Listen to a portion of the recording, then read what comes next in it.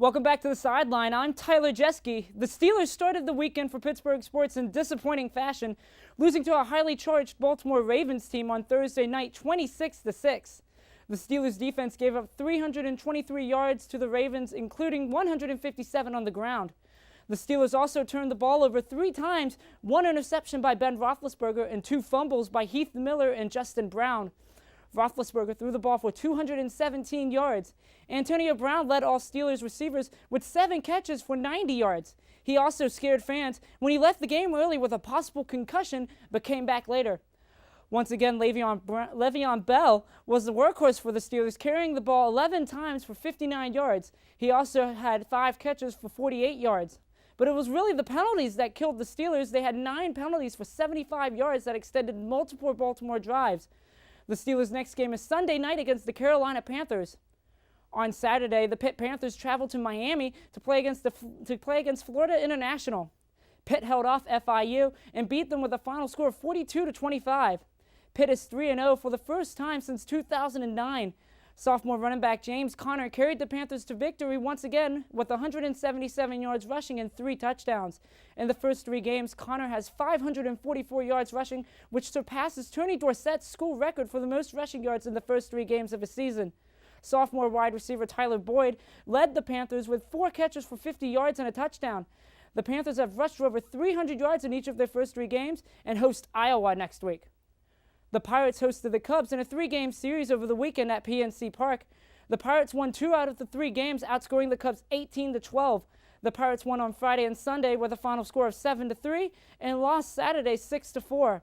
Pitchers Garrett Cole and Edison Volquez got the wins for the Buccos, who have won 8 of their last 10. Currently, the Pirates are a game and a half ahead of the Milwaukee Brewers for the second wildcard spot and are 3.5 games behind the Cardinals for the NL Central. The Pirates also had one of the big highlights of the weekend, turning their first triple play since April of 2009. Now, Kyle, the NFL's been in some pretty hot water recently. What's been going on over there? In national news, the NFL continues to stay in the headlines for the wrong reasons. This time it's one of the NFL's biggest stars, Adrian Peterson of the Minnesota Vikings. On Friday, Peterson was indicted on charges of reckless or negligent injury to a child. Peterson struck his 4-year-old son with a switch. A switch is a tree branch with the leaves removed. And the child suffered injuries to its back, legs, hands, and arms. For that, Peterson could face up to 2 years in prison and a $10,000 fine if found guilty. Yesterday, Peterson was accused of abusing another one of his 4-year-old sons. Charges have not been filed. The Vikings deactivated the running back for this past Sunday's game, but they said he will play this week.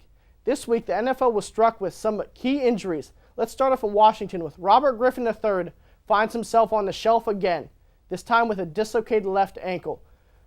Thoughts are that RG3 will be able to return this season. Now we'll go down south of 2 teams who will be missing their running backs. Miami will be missing Sean Moreno because he will be out with a dislocated elbow, and the New Orleans Saints will be without Mark Ingram because of a broken hand, which will cost him a month. Now to Kansas City, where another running back will be down, Jamal Charles, with a high ankle sprain that could keep him out indefinitely. The Atlanta Hawks are again in the news, this time for racism, with Danny Ferry taking a leave of absence Friday. This is because of a statement he made during a conference call involving free agent Luol Deng, in which Ferry talked about Deng having some African in him. This comes after Control owner Bruce Levinson said he was selling his Control stakes in the team following statements he made about the fans. Coming up on the Pioneer Sideline, the volleyball team battled themselves back to 500. Could they keep winning to stay above that mark? And the rugby team looked to battle for a hard-fought conference win.